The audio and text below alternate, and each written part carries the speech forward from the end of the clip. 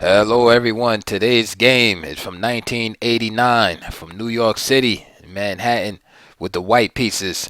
Maurice Ashley, who was a master at the time, and with the black pieces, Ronald Young, another master who's rated 2285. So Maurice was rated 2415 at the time. I believe he was an international master actually. And um, this one he still had hair. He probably had the braids going at the time.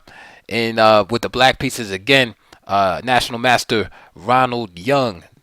So Maurice started out with the move C4, the English, which is very flexible opening for you newbies, usually played by older or more experienced and skilled players due to its myriad of transpositional opportunities in D4.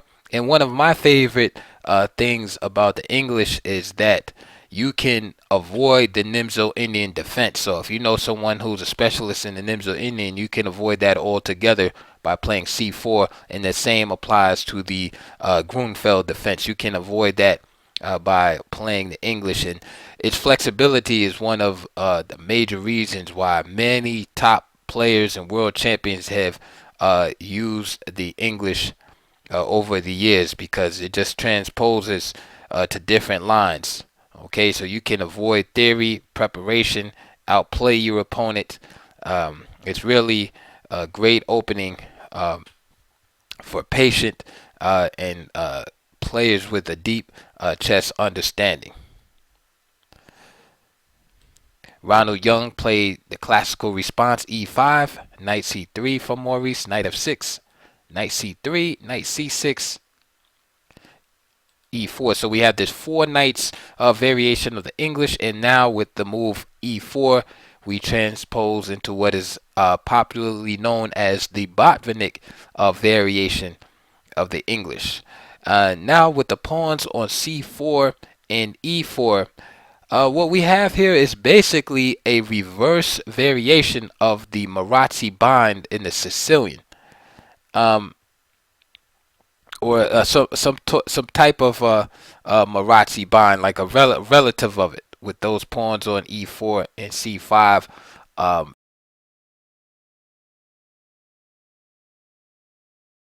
being is definitely about light square domination, control of d5. You can see b5 under control. Now, the price to pay, conversely, is of course the weakness that occurs on the dark squares, and usually this is, of course, this gives black counterplay in many games. Is that white has this big hole on d4, and subsequently the dark squares due to his overemphasizing control over the light squares. Sometimes black will try to even break the bind in the center by achieving d5 at some point. But this opening is very simple to play, and it attracts a lot of newer players because it's not only simple to play, but it has some it has some snap to it. Okay, you can lose very quickly. Many times, white will even delay the development of this knight and bring it to e2 here, maintaining the option of playing f4 at some time. Also, another option that white often goes for is the option of b4, b5. So it's very flexible, and also at some point after playing d3 is building up the position for a central break with d4. So many opportunities in the Botvinnik system of the English for white. So this game continued. Bishop b4, d3 by Maurice, and Ronald Young immediately decided to trade the bishop off, which is a very committal decision right out the gate like that. But nevertheless, he hands white the bishop pair and strengthens his center in exchange, and gives him the open, semi-open b file in exchange for damaged pawns. Now, I think it's too early in the game to make such a trade-off like that, but this is the position we have here now. d6, g3, and notice that black will place his pawns on the opposite color of his bishop now. So he has a light square bishop, so now he starts placing his pawns on dark squares. Castle. Maurice plays bishop g2, h6, rook b1, just moving the piece to the open file, making it difficult for the bishop to develop. So he plays b6, and you can see all these pawns ending up on dark squares. Castles. Knight e7 here, and now Maurice begins to show his intentions here after knight h4. So he has decided to make the break f4. Of course, with the pawns double here, there will be no b4 or b5 plan here. So the two major plans here in this position are involving f4 and d4 at some point. He plays knight h4. And here I think Mr. Young makes kind of a hasty error right here in playing g5. It's a one move threat that knocks the knight back, however, but he leaves his king side compromised. And again, notice now all of black's pawns are now on the dark squares except one. That's the pawn on f7, and his king side is now compromised.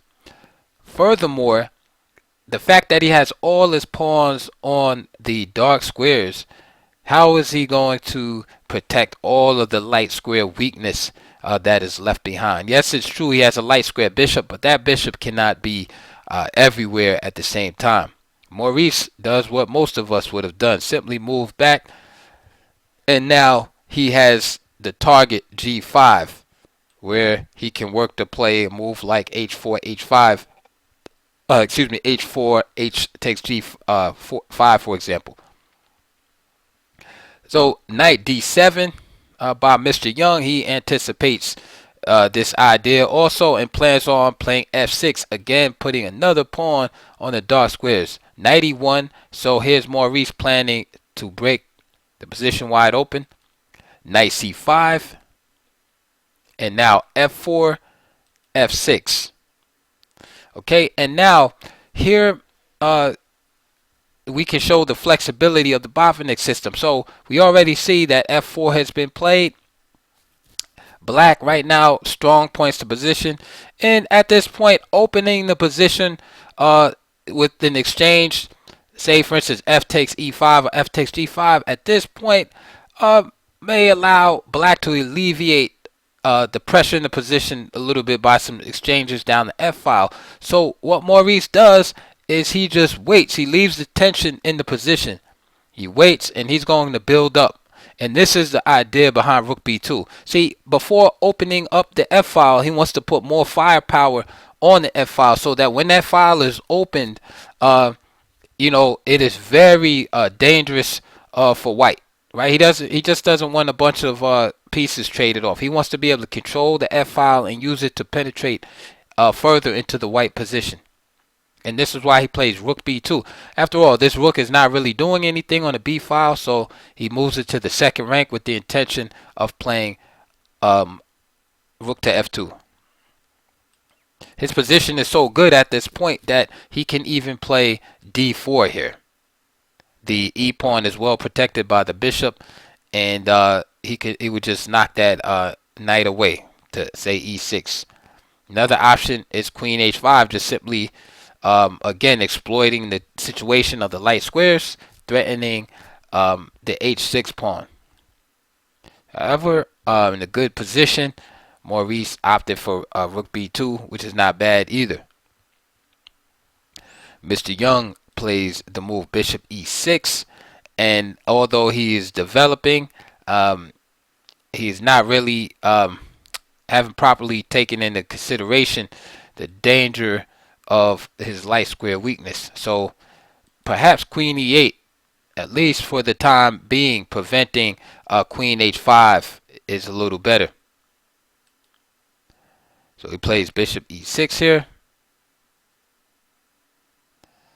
And now d4 wouldn't be so good because now we have the bishop on e6. All right, so Maurice plays rook bf2 as discussed earlier. And now queen d7.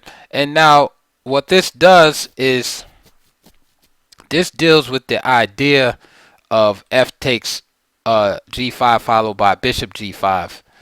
So after rook bf2, there's a subtle threat on the board. Let's just make a dubious move here, just for an example.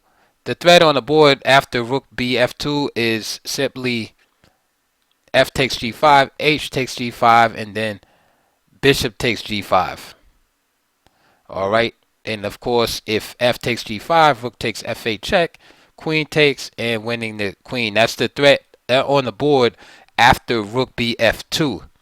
So, Ronald Young plays queen d7 in order to connect the rooks and eliminate that threat. However, is the case in bad positions. Usually, there's too many threats to deal with at once. So, although he deals with that threat, he's not able to deal with the penetration of the queen. And now you can see the point I was making earlier with the move queen e8, preventing that move.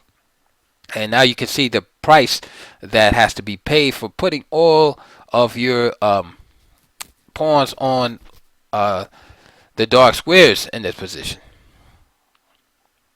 So what does what does black do here? He decided to play bishop g4, and you might say, well, if obviously it doesn't trap the queen, because he can just play queen takes h6 as was played in the game.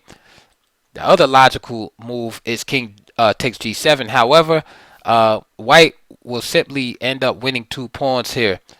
So after f takes g5, h takes g5, bishop takes g5 anyway, f takes g5, queen takes g5, check, and now knight g6, rook takes, rook takes, rook takes. Remember, the knight is pinned, so he has to take with the king, and queen takes g6, and you can see the 2 passed pawns on the g and h files, and that would be good enough to win for white. Going back in the same variation again, if king takes g7, f takes g5,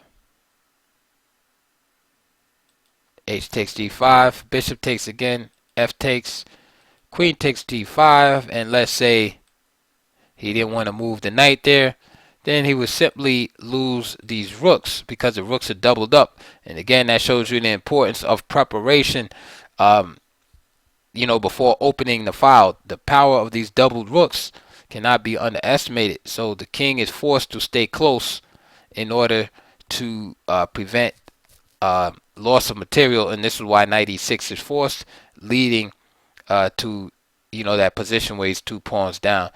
The other possibility, instead of h takes g5, is f takes g5, and again you get this similar scenario.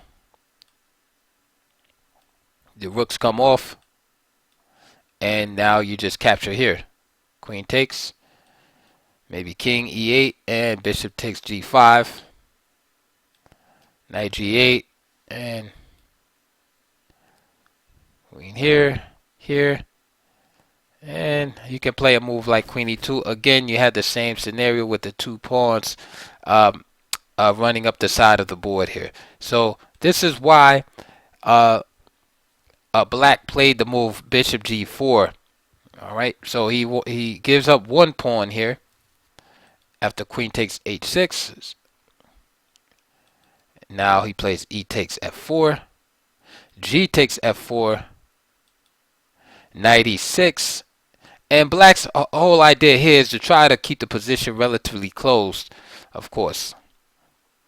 However, Maurice gets to move first. He plays f takes g5, and after f5, again trying to keep things closed, just simply g6, threatening checkmate here. The idea here is after knight c8, right, planning on using the queen to protect, then just simply e takes f5. If queen g7 at this point, then just simply f takes e6, grabbing the knight. you see the bishop on c1 here, protecting the queen, and black just loses material. Again, after g6, knight c8, e takes f5. If knight c5 here, right, moving the knight out of the way, then just bishop d5 check, and that's going to be mate in short order. All right. So after 21 g6, Ronald Young resigned, and Maurice Ashley was victorious in only 21 moves against the national master. So again, that was from Manhattan, New York City, 1989. A young Maurice Ashley with the full head of hair, rated 24-15, international master with the white pieces versus Ronald Young with the black pieces. Again, hope you liked the video. Please like and subscribe. We'll have much more videos and content coming. Of course, check my channel and playlist. There's probably about 500 videos on there on all different types of subjects relating to chess. Also, check the links below. Please donate and support to my channel. And below in the link box also a DVD/books related to the openings that we saw on board today. So we're looking at the English opening. So there will be DVD/books, good ones too, related to the English opening, which of course will encompass all variations, the English opening, including the Botvinnik system, which we looked at today. So again, I hope you enjoyed, and I will see you guys on the next video.